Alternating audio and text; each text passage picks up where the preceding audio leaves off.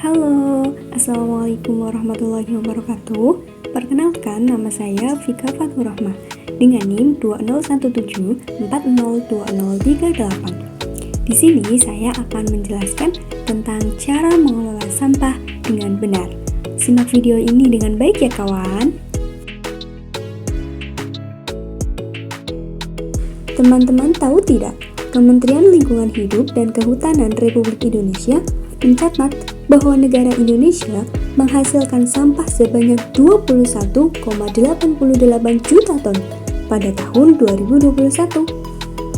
Jumlah tersebut menurun sebanyak 33,33% dibandingkan pada tahun sebelumnya yang sebanyak 32,82 juta ton. Kementerian Lingkungan Hidup dan Kehutanan KLHK menyebutkan ada sebanyak 35 juta timbunan sampah yang dihasilkan dari masa mudik pada tahun 2022. Wah, banyak banget ya teman-teman. Kira-kira sampah-sampah sebanyak itu kita apakan ya? Lalu, dalam kinerja pengelolaan sampah nasional pada tahun 2021, tercatat sampah tidak terkelola mencapai 65%. Wah, banyak banget ya. Lalu, penanganan sampah hanya sebesar 28% dan pengurangan sampah 8%. Kira-kira apa ya yang harus kita lakukan terhadap 65% sampah yang tidak terkelola dengan baik? Teman-teman tahu tidak? Yuk teman-teman, kita belajar cara mengelola sampah yang baik dan benar. Caranya yaitu disebut dengan 3R. Kira-kira 3R itu apa ya?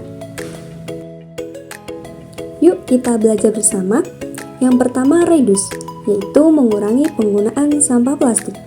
Contohnya yang pertama membawa botol minum sendiri saat bepergian, agar kita tidak perlu membeli air mineral dalam kemasan. Yang kedua, membawa alat makan sendiri seperti sendok, garpu, sumpit, supaya kita tidak perlu membelinya juga. Yang ketiga adalah mengurangi pemakaian plastik atau kantung belanja. Bisa dengan kita membawa tas atau kantung belanja sendiri dari rumah. Untuk R yang kedua yaitu reuse, artinya memakai kembali barang-barang yang telah digunakan. Contohnya, yang pertama, memanfaatkan kaleng biskuit untuk tempat aksesoris. Yang kedua, menggunakan galon air yang dapat diisi ulang.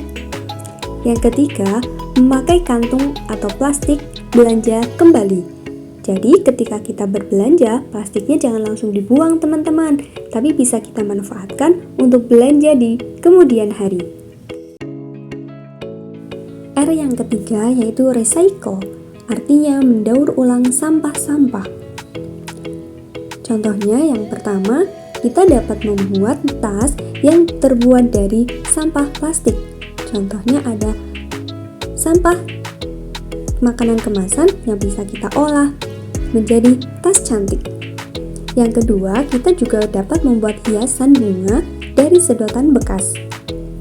Yang ketiga, kita juga dapat membuat kotak pensil yang terbuat dari kardus bekas. Jadi, barang-barang di sekitar kita yang berupa sampah dapat kita manfaatkan kembali, dapat kita daur ulang menjadi produk-produk yang bermanfaat lagi. Yuk teman-teman, saling mengingatkan untuk mengelola sampah dengan baik. Jagalah sampahmu, lindungi bumimu. Terima kasih dan sampai jumpa. Assalamualaikum.